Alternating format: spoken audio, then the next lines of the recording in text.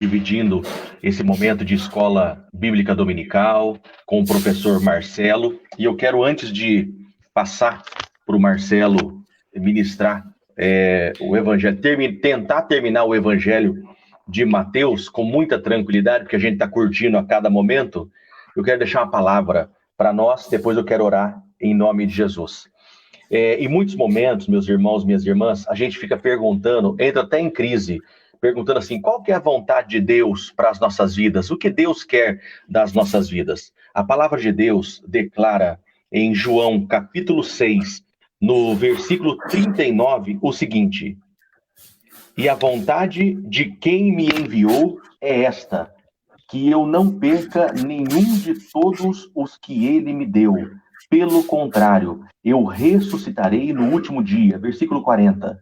De fato, a vontade do meu Pai é que todo aquele que vier, o Filho de Deus, que ver o Filho de Deus, e nele crer, tenha vida eterna, e eu ressuscitarei no último dia. Que eu e você possamos cumprir essa vontade do Senhor, aceitando a Jesus Cristo como Senhor e Salvador e sendo salvos por Ele em nome de Jesus. A ideia é que nenhum de nós venhamos nos perder. Então, que as pessoas possam olhar para mim e para você e enxergar apenas uma coisa: misericórdia, esperança e saber que não acabou, existe uma nova oportunidade. Vamos orar. Deus, em nome de Jesus Cristo, muito obrigado por esse momento extraordinário que o Senhor nos presenteia, esse momento, Deus, de escola bíblica dominical, esse momento de aprender, esse momento de nos estruturar. Deus, nós muitas vezes ouvimos de fundamentos, e quando ouvimos dos fundamentos, Deus, como eles são simples, mas e o fundamento do amor, como ele é simples, mas como é difícil de ser colocado em prática. Deus, o fundamento de ter a Deus como o único Senhor, com toda a alma, com todo entendimento. Sabemos, é simples o fundamento, mas na prática, Deus, fica um pouquinho mais difícil. Nos ajude, Senhor, a entender os fundamentos e colocar em prática, Deus, fazer aquilo que é a tua vontade. Oramos nesse momento e profetizamos a vitória e a bênção. Usa o Marcelo, Deus, como o Senhor sempre tem usado, em nome de Jesus. Que as pessoas que já estão com a gente, conectados, possam aprender nesse espaço que é de aprendizado, escola dominical, papai, uma estrutura forte para uma igreja forte. Oramos em nome de Jesus, amém. Marcelo, fica à vontade, meu amor. Bem, bom dia, pessoal que está com a gente aí pelo Facebook, pelo Instagram. Vi que meu cunhado Zé Roberto está aí com a gente hoje. Um abraço, Perauon. E vamos lá. A gente está falando sobre o livro de Mateus e paramos ali mais ou menos no capítulo 20. Aí o que a gente tem estudado? Que Mateus ele escreveu o evangelho para os judeus. Então ele procura mostrar desde o começo Jesus como o Messias, Jesus como o rei. E ele vem fazendo essa construção. Na aula passada a gente conversou sobre os valores desse reino, né? Quais são os valores que Jesus coloca como reino, né? E a gente falou sobre o perdão, a gente falou sobre serviço, a gente falou sobre uma série de coisas aqui que são característica das pessoas que fazem parte do reino de Deus. E agora nós vamos continuar aqui a partir do capítulo 21. Então, nós estamos aqui nos últimos dias já de Jesus na Terra. Então, Jesus, ele se apresenta como rei e ele chega em Jerusalém, tá? Um detalhe, eu não lembro se eu já falei isso, mas o ministério de Jesus, ele não se desenvolveu em Jerusalém. Ele se desenvolveu principalmente na Galileia e, eventualmente, ele vinha para Jerusalém, principalmente por ocasião da Páscoa, e participava ali. Ele também participou um pouco na Pérea, para quem lembra daquela minha primeira aula lá atrás sobre uma introdução aos evangelhos, né, que eu mostrei o mapinha onde que as pessoas onde se encontrava cada um dos lugares onde Jesus desenvolveu esse ministério. Então a gente vê ali que Jesus, principalmente, a gente vê falar Jesus ali no Mar da Galileia, em Cafarnaum, em Genezaré, aqueles lugares que são todos mais ao norte ali de Jerusalém. E agora, Jesus, ele caminhou, ele foi até Jerusalém, tá? Ele passou pela Pérea e está na entrada de Jerusalém. E ele vai fazer agora a sua, que é chamada aqui na nossa Bíblia, a entrada triunfal de Jesus em Jerusalém. E essa entrada ele não faz como um rei faria normalmente, né? Porque Jesus ele é um rei simples e humilde. E ele pede para que seus discípulos peguem um jumentinho, uma jumenta, o seu jumentinho, e ele entra em Jerusalém, montado nesse jumento, cumprindo uma profecia lá de Zacarias, que diz que alegra-te a filha de Sião, regozija, porque vem o rei montado em uma jumenta, em um jumentinho, cria de jumenta, e cumprindo essa profecia, Jesus entra em Jerusalém. E Jesus entrando em Jerusalém, as pessoas que estavam ali, fala a multidão o sauda, né? Colocando as roupas, colocando galhos, né, palmas, para que Jesus passasse por cima naquela entrada. E aí a população de Jerusalém pergunta, quem é esse? O que está acontecendo aí?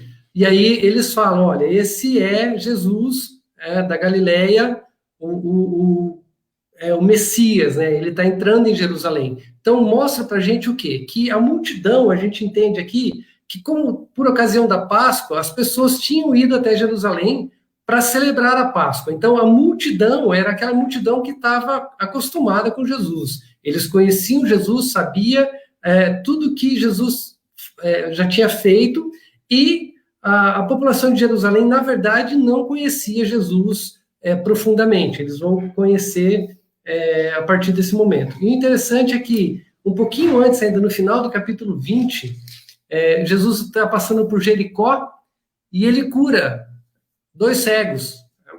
E é interessante a gente olhar isso, e como Mateus coloca exatamente antes da entrada do rei em Jerusalém, porque os judeus acreditavam que somente o Messias poderia realizar o milagre de abrir a vista aos cegos. Então, mostrando mais uma vez que Jesus era o rei. Só que existia uma ideia de que esse Messias, esse rei, ele seria um libertador político.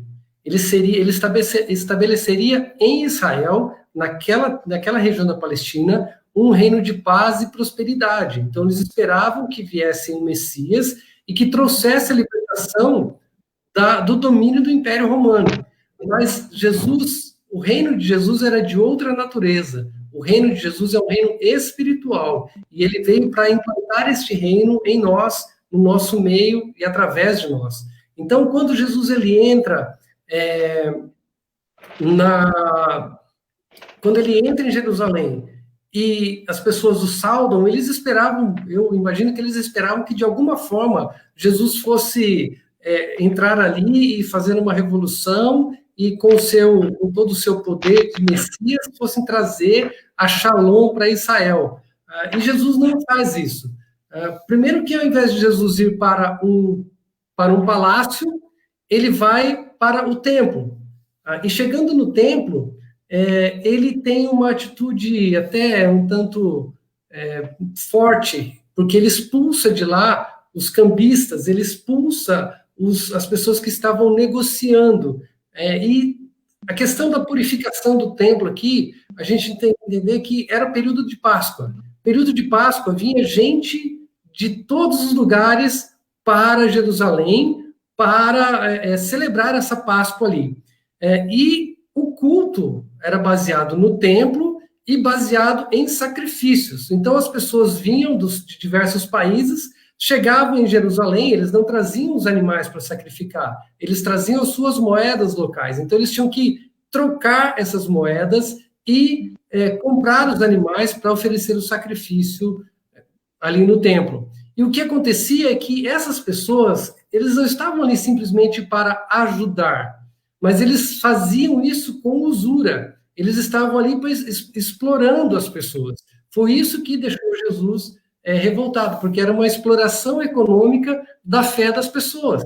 As pessoas chegavam ali na sua boa intenção de cultuar a Deus e eram explorados por essas pessoas. Por isso que Jesus fala, vocês transformaram a minha casa, que deveria ser chamada em casa de oração, em covil de salteadores. Quer dizer, vocês transformaram o templo, vocês profanaram o templo, transformaram um local de culto, de adoração a Deus, num local onde vocês estão explorando as pessoas, né?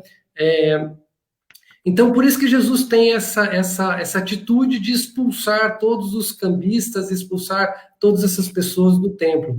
Jesus, ele nesse momento, ele está reivindicando para si a autoridade sobre o próprio templo e está dizendo que eu sou o Filho de Deus, porque ele fala, a minha casa será chamada casa de oração. Então, Jesus, ele toma para si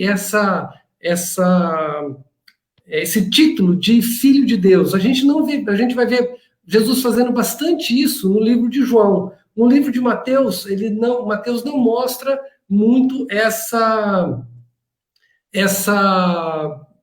característica de Jesus dele se dizer, eu sou o Filho de Deus, né? E para provar que Jesus tem essa autoridade, esse poder de purificar o templo, de falar que esse templo é a minha casa, logo na sequência ele cura muitas pessoas. Porque uma pessoa chegar no templo e começar a quebrar tudo, destruir tudo, expulsar todo mundo, e falar, essa casa aqui é casa de Deus, é casa de oração, e vocês transformarem em covil de salteadores, é fácil, né? É relativamente fácil. Qualquer um poderia fazer isso ali. Agora, curar os enfermos, somente o Messias poderia fazer. Então, para provar a autoridade de Jesus, e que ele era o Messias, porque eles esperavam, os judeus esperavam que o Messias viesse operando milagres. Então, ele faz a purificação do templo e ele já efetua as curas ali para realmente mostrar que ele era o Filho de Deus, realmente o Messias que era esperado, né? Marcelo, não tão importante, mas também importante o que está falando, eu tenho tentado falar com as pessoas, quebrado algumas místicas que as pessoas colocam que são ranços que a gente vai adquirindo, seja do passado, seja do presente, seja de ouvir de muitas fontes, né? Uma coisa interessante, só voltando um pouquinho, não perde a sua linha de raciocínio, não. Quando Jesus fala de limpar o templo, de tirar os cambistas, né? Eu já tive gente confundindo, por exemplo, estamos vendendo uma feijoada, uma campanha, e a pessoa fala assim, não pode vender feijoada dentro da igreja, porque Jesus quebrou todos os cambistas, né? A situação não pode ser assim. O que nós temos que entender é que existia uma quebra no fundamento da adoração a Deus, né? Não era um comércio em si, era indulgência, era trocando, fazendo opressão em cima daquilo que era santo, né? É essa a colocação. Obrigado, Marcelo. É o comércio da própria fé. É o comércio da própria fé que eles estavam colocando ali. Mandar um abraço aqui para o Lucas Moro. Ô, Luquinha, saudade, meu irmão. Deus te abençoe. E aqui a gente já começa a ver Jesus chegando com a autoridade real, com a autoridade de Messias, tá?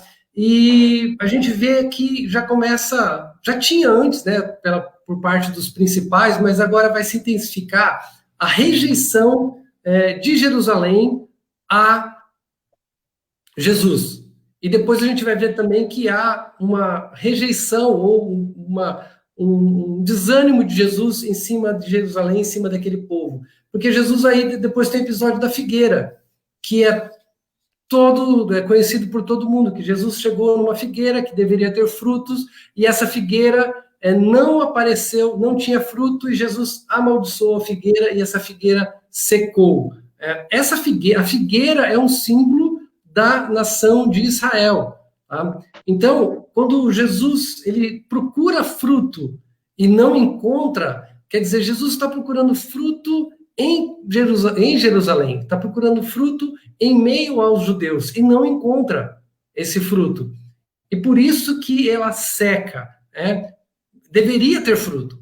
Como uma figueira, quando ela está com folhas, pelo menos o que a gente estuda aqui, se era tempo ou não era tempo, não sei te dizer, mas o fato é que como a figueira tinha bastante folhas, e o fato dela ter folhas indica que ela deveria ter frutos, ela não tinha. Então ela tinha toda uma aparência de que estava frutificando, mas no fundo ela não frutificava. Então por isso ela se secou, por isso ela deixou de produzir, nunca mais voltou a produzir frutos.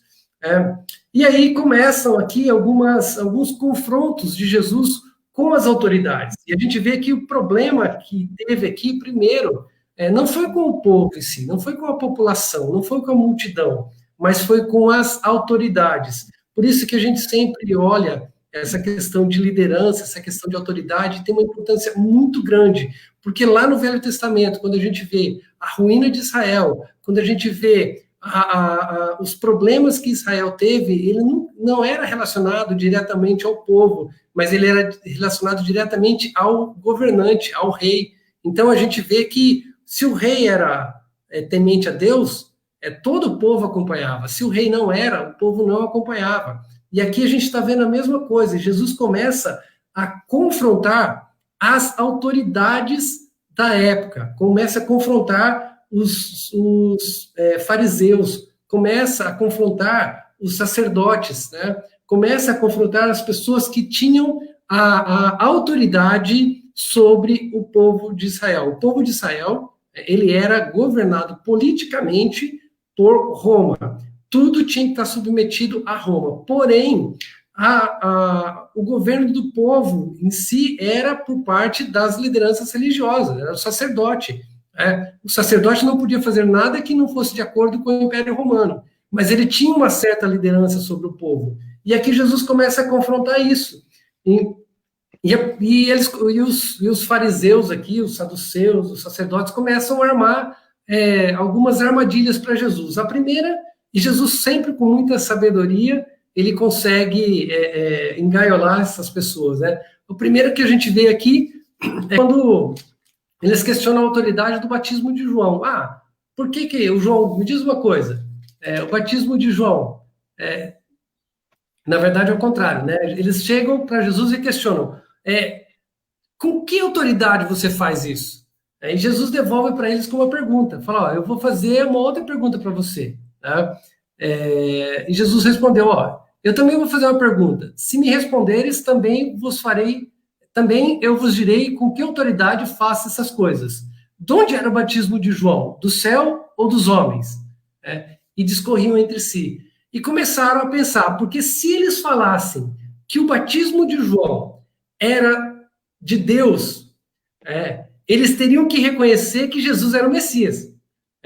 Por quê? Porque João foi o precursor. João, ele é a voz do que clama no deserto, preparai vossos caminhos, né? A chegada do reino de Deus está chegando. Quando Jesus chegou no Jordão para ser batizado, João falou, eis o Cordeiro de Deus que tira o pecado do mundo. João reconheceu Jesus como Messias, João sabia que Jesus era o Messias. Então, se os fariseus falassem, o batismo de João é de Deus, então Jesus ia falar, então eu sou o Messias porque ele foi o precursor. Se eles falassem, não, é dos homens, aí eles iam cair em desgraça com o povo, porque o povo acreditava no batismo de João e acreditava que João era o precursor, acreditava que João tinha vindo dos céus. E eles falaram assim, não, nós não vamos responder. E aí Jesus falou, então também não vou dizer com que autoridade eu faço essas coisas, e ficou por isso. E aí Jesus discorre uma série de parábolas aqui, a parábola dos 2 filhos, a parábola dos lavradores maus e a parábola das bodas. E aqui vai deixar uma questão bem clara da natureza da autoridade de Jesus, da rejeição que Jesus sofreu pelos seus irmãos ali, judeus, né? E como depois eles também foram rejeitados. A parábola das bodas, ela é bem interessante porque conta de um rei que ia celebrar o casamento do filho, e um casamento de um judeu, principalmente naquela época, não era igual os nossos casamentos de hoje, que você vai lá, marca horário, a festa é o casamento é às 7 horas, a recepção é às 9 e quando é, sei lá, madrugada, acabou a festa, vai cada um para sua casa. Não, a festa aqui durava vários dias e era uma celebração de todo o povo. E o rei, ele convidava quem? Convidava as autoridades. E o rei ia ter o casamento do filho e o rei mandou chamar todas as autoridades. Né? E aí, eles não responderam. Quando chegou na hora do casamento, falou, as bodas estão prontas, podem vir. Não apareceu ninguém. E aí eles falaram assim, aí o rei fala para o servo, sai, vai nas encruzilhadas, sai por aí, convida todo mundo para o casamento dos meus filhos. E aí começa a celebração, e a gente, olhando o texto aqui, a gente vê que o rei não está presente, mas a celebração começa, e quando o rei chega, ele vê que tem uma pessoa que não está vestida adequadamente. Embora ele tenha chamado todos, muitos, aquele homem foi colocado para fora. Por quê? Porque não estava vestido adequadamente. E aqui a gente vê muito claro o projeto de Deus e o que essa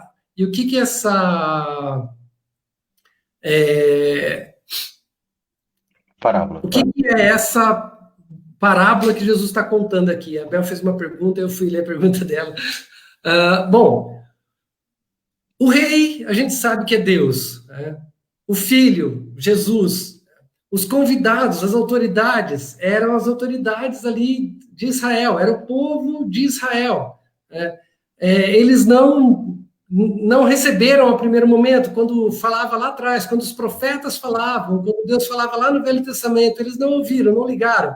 Quando Jesus chegou, está pronto, eles também não ouviram.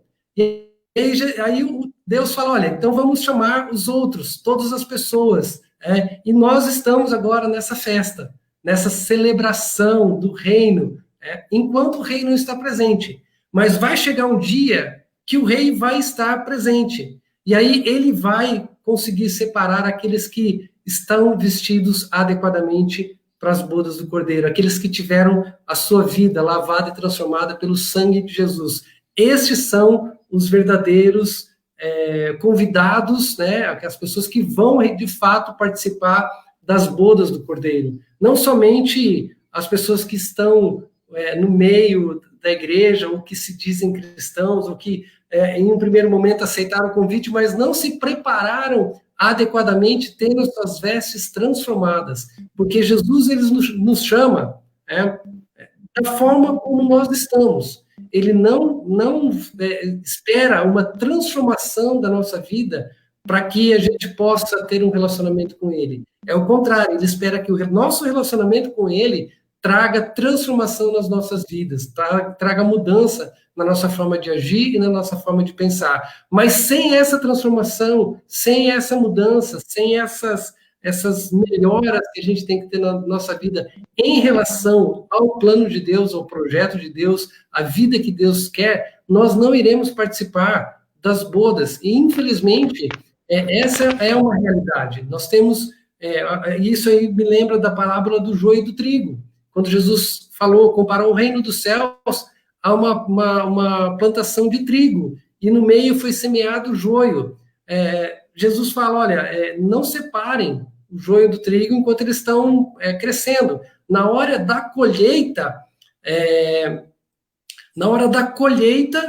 vai ser separado. Aquilo que é trigo vai para o celeiro. Aquilo que é joio vai ser queimado, vai ser lançado fora. Então, essa separação de quem é joio, do que é do joio do trigo, e essa separação de quem está com as vestes apropriadas, não é responsabilidade nossa, é do próprio rei, ele que vai fazer isso. A nossa parte que cabe nessa parábola hoje é como os servos do rei, que a gente sai convidando a todos para as bodas do Cordeiro. A gente vai nas encruzilhadas, a gente vai nos recantos, em todos os lugares, né? E a gente chama as pessoas, a gente convida as pessoas, a gente fala de Jesus, a gente leva a palavra do Evangelho a essas pessoas. Quem vai separar os verdadeiros cristãos dos falsos cristãos, será o próprio rei no dia do juízo. É isso que quer dizer essa parábola. Ele conta aqui em poucas linhas tudo isso para nós, né? E mostra aqui, mais uma vez, a rejeição aqui das lideranças do povo de Israel naquele momento ali, tá? Detalhe, Deus não rejeita a nação de Israel. Deus não rejeita os judeus. Não. Deus rejeita a hipocrisia dos judeus. Deus rejeita a soberba dos judeus. Deus rejeita aqueles que rejeitaram o filho. É essa a diferença aqui. Porque existem muitos judeus dessa época aqui que se converteram a Jesus. Porque o evangelho nasceu lá na Judéia, nasceu com os judeus. Depois,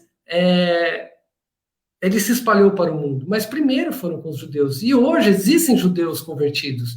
E muitos vão se converter ainda, e durante a história muitos se converteram. Então, a rejeição não é ao povo, mas aqueles que não o aceitaram, assim como vai acontecer com todos os demais que não tiverem as suas vestes apropriadas para as bodas do Cordeiro. E por vestes apropriadas, a gente tem que entender que é a transformação da nossa vida por meio da operação do Espírito Santo através do sangue de Jesus em nós. Então, é isso que Jesus está mostrando aqui para nós. E aí vem uma outra pegadinha, que é a questão do tributo. E aí, o que acontece? Eles mandam os discípulos dos fariseus junto com os herodianos. Quem eram os herodianos? Herodianos eram judeus que eram a favor do Império Romano. Então, e os fariseus, eles eram nacionalistas. Então, mandaram ali dois grupos que são opostos, né? Um se contrapunha ao outro, mas foram juntos para quê? Porque eles perguntaram a respeito do tributo. É justo pagar tributo a César? Porque se Jesus falasse, não é justo, os herodianos iam pegar Jesus e falar, Jesus, então você está se levantando contra o Império Romano. Não pode, a gente tem que pagar tributo para eles. Se ele falasse que era justo pagar tributo, então os fariseus iam falar, tá vendo? Ele está do lado de Roma, não está do lado dos judeus. E Jesus responde pedindo uma moeda, e eles levam uma moeda, ele olha e fala assim, de quem que é essa efígie que está aqui? De quem que é o desenho? Eles falaram, de César. E aí Jesus respondeu, dai a César o que é de César, e a Deus o que é de Deus. E isso eles ficaram, a palavra fala que eles ficaram maravilhados, né? Se admiraram e se foram. Por quê? Porque Jesus, com essa resposta, ele conseguiu dizer para os dois, falou assim, vocês dois grupos estão errados. Porque a moeda é de César, então a gente tem que dar a César. Falando isso ele quis dizer para os fariseus, dizendo, olha, vocês estão querendo servir a Deus, mas vocês não obedecem às leis do Império Romano, vocês estão querendo perverter a lei do Império Romano. Por outro lado, ele disse para os herodianos, falando, vocês só estão olhando a questão humana, mas vocês se esquecem de Deus. Então, é o equilíbrio entre as duas coisas, né? Nós somos tanto cidadãos do céu como cidadãos da terra, e a gente tem tanto que obedecer às nossas leis, temos que pagar os nossos tributos, mesmo que eles sejam exorbitantes, né, no Brasil principalmente, mas nós temos que obedecer a Deus na mesma forma. Não existe uma diferença entre uma coisa e outra, porque a Bíblia fala que a gente tem que ser sujeito às autoridades que foram colocadas sobre nós. E a partir do momento que eu não sou sujeito a uma autoridade que foi colocada sobre mim, eu, de certa forma, estou desobedecendo a Deus. Né? Então, eu não posso simplesmente obedecer a Deus e esquecer de obedecer às leis do país. Ou, porque se eu fizer isso, eu já desobedeci a Deus. E eu não posso ignorar a lei de Deus, mesmo que eu seja o melhor cidadão do Brasil, que eu cumpra todos os meus deveres, as minhas obrigações, isso não vai me levar até Deus, eu tenho que equilibrar essas duas coisas. Por isso que eles se maravilharam. Né? Depois a gente vê aqui os saduceus também, com a questão da ressurreição. Aqui eu entendo que era mais uma questão para descaracterizar o ensino de Jesus ou desautorizar o ensino de Jesus, porque os saduceus não criam na ressurreição. Então, se eles vêm com uma historinha aqui, lá da lei do Levirato, né, e querem pegar Jesus nesse aspecto, mas Jesus consegue também, com muita maestria, sair disso daí, e depois vem para o grande mandamento. Né? Qual é o grande mandamento? Amarás o Senhor teu Deus de todo o teu coração, de toda a tua alma e de todo o teu entendimento. Este é o grande e primeiro mandamento. O segundo, semelhante a este, é amarás o Senhor teu Deus, amarás o teu próximo como a ti mesmo. Desses dois mandamentos dependem toda a lei e os profetas. Com isso aqui, eles acabam desistindo de interrogar Jesus, porque eles falam, não, nós não vamos conseguir pegar Jesus. Nós não vamos conseguir achar alguma falta em Jesus. Ele é sábio, ele é perfeito nas suas colocações, tá? É interessante que depois eles verem tudo isso, depois eles reconhecerem tudo isso, mesmo assim, eles ainda não se submeteram à autoridade de Jesus. Por quê? Porque a partir do momento que eles se submetessem à autoridade de Jesus, eles perderiam a própria autoridade que eles tinham sobre o povo. E aí a gente pode pensar e refletir por que muitas pessoas não aceitam o evangelho, não recebem o evangelho. E eu entendo que muitas pessoas não recebem o evangelho, não aceitam o evangelho, justamente porque a partir do momento que a gente aceita o evangelho, a gente tem que entender que a nossa vida não é nossa mais. Que nós não vivemos para as nossas próprias vontades, para os nossos desejos. Nós vivemos para fazer a vontade do Pai. Nós somos servos do Senhor. Então, nós nós tiramos a autoridade da nossa própria vida e passamos essa autoridade para o Espírito Santo. E é isso que muitas pessoas têm dificuldade de entender e dificuldade de aceitar. E isso é uma coisa que vem do Éden. Se a gente olhar lá no Éden, qual foi o argumento que a serpente, que Satanás usou para Eva? Olha, no dia que vocês comerem dessa árvore, vocês serão iguais a Deus. Porque eles viviam muito bem, eles viviam no paraíso, eles não tinham problema nenhum, tá? Mas eles quiseram ser igual a Deus, e querer ser igual a Deus é assim, eu tenho domínio sobre as coisas, eu posso fazer as coisas do meu jeito. Essa foi a tentação que foi colocada ali, você pode ser igual a Deus, você pode fazer as coisas que Deus faz, né?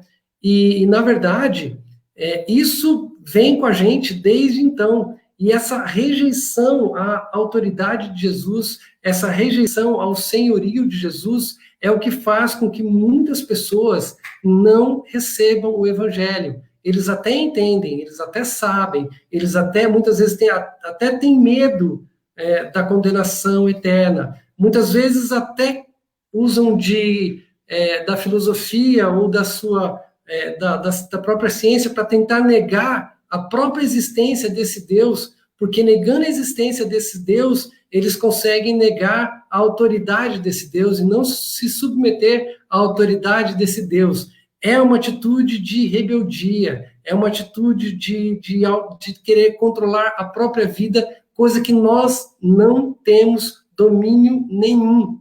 Nenhum de nós tem domínio pleno sobre as nossas vidas. Eu não sei o que vai acontecer comigo daqui 2 minutos, daqui 30 segundos. Eu posso planejar minha vida inteira, mas pode dar tudo errado, porque eu não tenho controle sobre as coisas.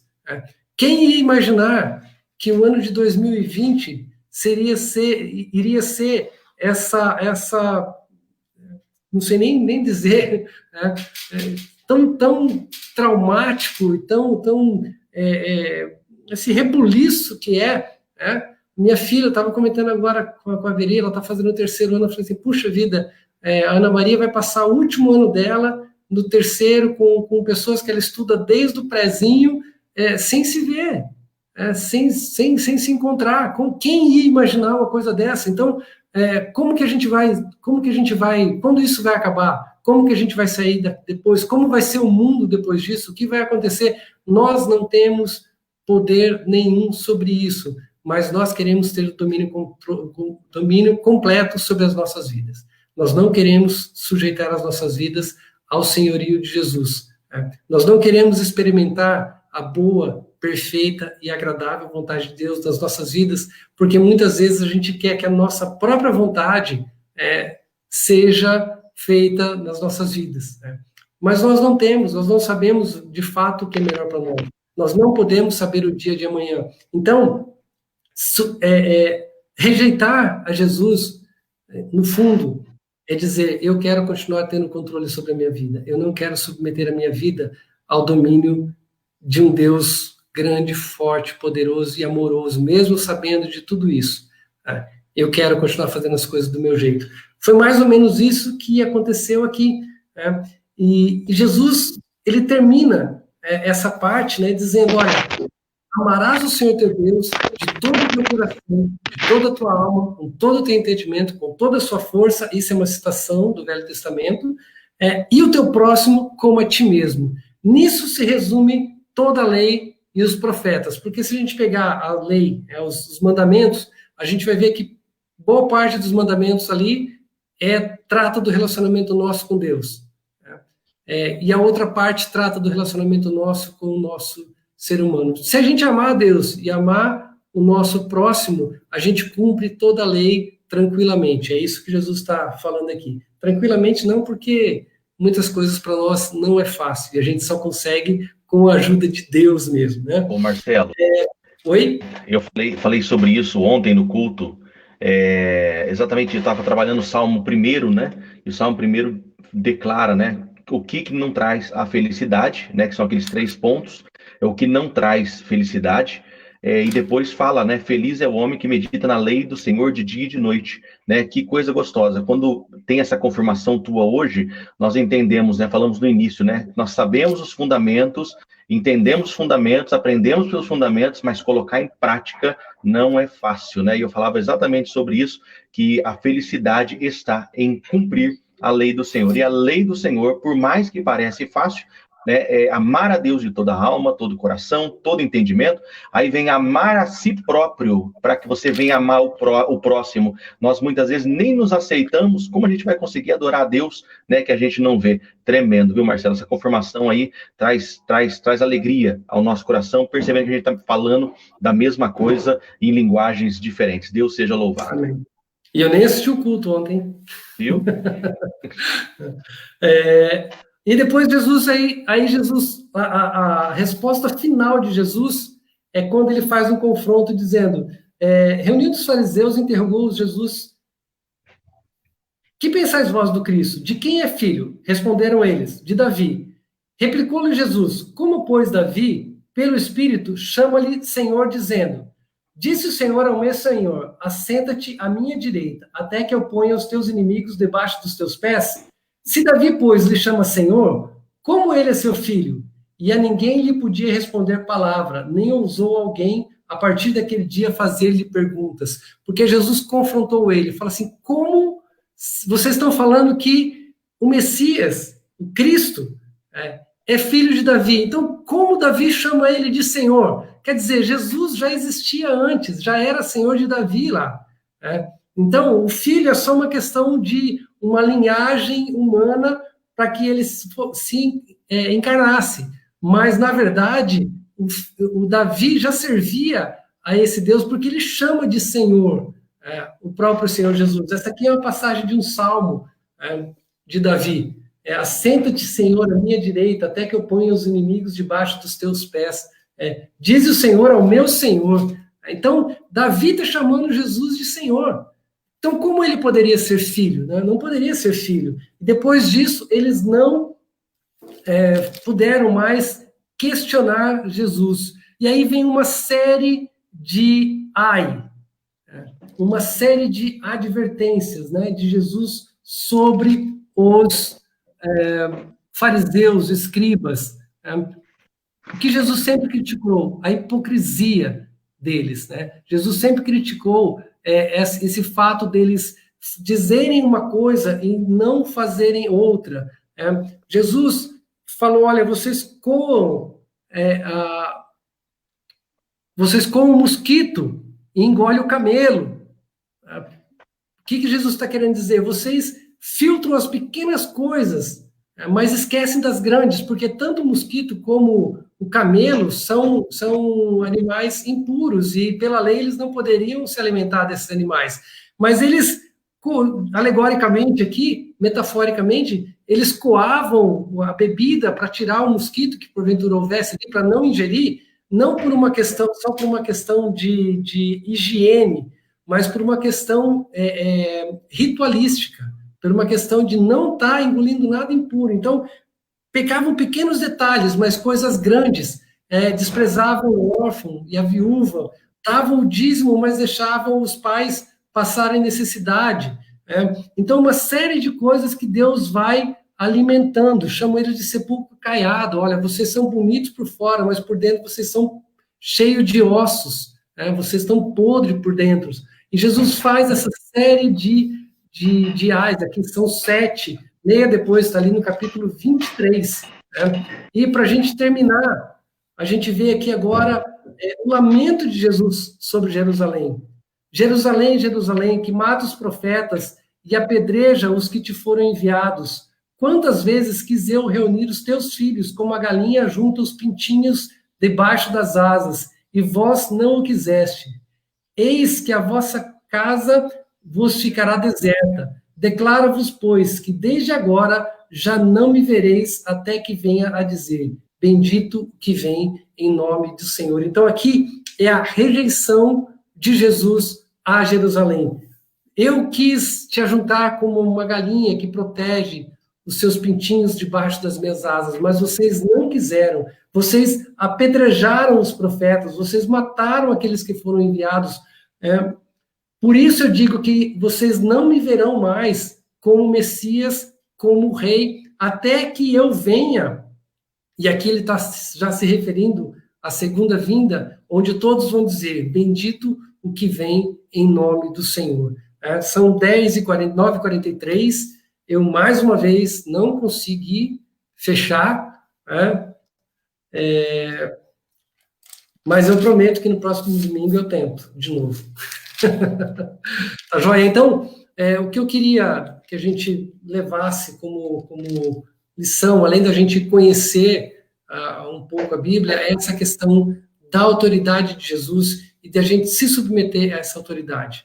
E da gente entender que muitas vezes a dificuldade em relação ao cristianismo é justamente porque as pessoas, com seus corações endurecidos, não conseguem submeter a sua vida à autoridade de Jesus, né? Não conseguem se humilhar. E Jesus fala que nós temos que nos humilhar, nós temos que ser como crianças, nós temos que rasgar a nossa vida, abrir o nosso coração e deixar que Ele faça a obra através de nós. Isso é muito difícil para os seres humanos, só pelo Espírito Santo de Deus. Então, que a nossa oração seja nesse sentido, para que Deus quebre os nossos corações endurecidos, para que Deus transforme as nossas vidas, para que a gente consiga atender o convite do Rei que nos chama para as bodas e que a gente tenha as nossas vestes transformadas, mudadas, para que, quando o Rei chegar, a gente seja encontrado digno de continuar na presença dele, nas festas dele, na festa dele. É essa que tem que ser a nossa oração, é isso que eu quero que você leve nesse dia de hoje. Amém? Pastor? Glória a Deus. Passa a bola. Tremendo, Marcelo. Quero, juntamente com você, né, já agradecer cada pessoa que entrou, que está com a gente, via Facebook, via Instagram, e eu só tenho tido retornos positivos, né, desses nossos encontros dominicais, tem sido tremendo. E que Deus nos ajude, Marcelo, a ter começado uma caminhada, permanecer nessa caminhada e melhorar para que nós venhamos alcançar o êxito no Senhor, em nome de Jesus. Viu? Muito bom. Vamos orar para esse povo em nome de Jesus. Tem alguma consideração? Marcelo, comentar alguém? Posso orar? Pode orar, pastor. Então, tá bom. Vou orar. Pai, em nome de Jesus Cristo, muito obrigado, Senhor. Paizinho, pela clareza, Paizinho, como foi exposto, Senhor, o Evangelho de Mateus. Paizinho, nós temos uma maratona à frente, Deus, não sabemos, Deus, e nós temos até o dia que Jesus voltar para nós, ou voltar, Senhor Deus, para todo mundo, para terminarmos, Deus, esse estudo, Paizinho, do Novo Testamento. Deus, eu agradeço por esses dias que nós temos tido, de crescimento da tua presença, e pedindo, papai, por favor, ouvindo, Deus, dos fundamentos, ouvindo, Deus, destas verdades, papai, que nós não venhamos nos enganar, que nós não venhamos nos auto-sabotar, mas venhamos, em nome de Jesus, pôr em prática e cumprir a tua palavra. Deus, que cada homem, cada mulher que tem ouvido esses ensinamentos, possamos colocar em prática, Deus, para fazermos a diferença, pois o desejo de Deus, a vontade de Deus é que todos nós, nenhum de nós venha se perder e todos de nós venhamos morar no céu com Jesus que venceu a morte. Oro, Deus, ó Pai, nesse momento e abençoa o teu povo em nome de Jesus. Amém, Marcelão. Bem, abraço aí, pessoal. Minha mãe, minha irmã, que estão com a gente aí, o Luquinha. Deus abençoe vocês. Domingo aniversário da Daia do Leandro. A Daia do Leandro fazendo aniversário. Daia, parabéns. Deus abençoe você, querida. Coisa boa, né? Valeu. Tchau, gente. Valeu. Até mais.